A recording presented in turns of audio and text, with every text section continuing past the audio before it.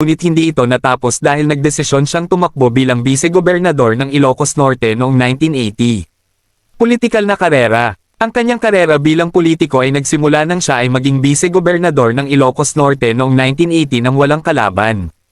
Naging gobernador siya mula 1983 hanggang 1986 bago mapatalsik ang kanilang pamilya mula sa kapangyarihan sa pamamagitan ng People Power Revolution.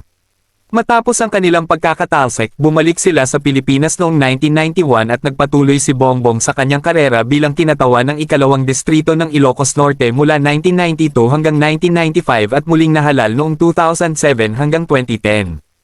Naging senador din siya mula 2010 hanggang 2016. Pagtakbo bilang pangalawang pangulo. Noong 2015, tumakbo si Bongbong para sa pagkapangalawang pangulo ngunit natalo kay Leni Robredo noong halalan 2016. Sa kabila ng pagkatalo, nagsampa siya ng electoral protest na kalaunan ay ibinasura matapos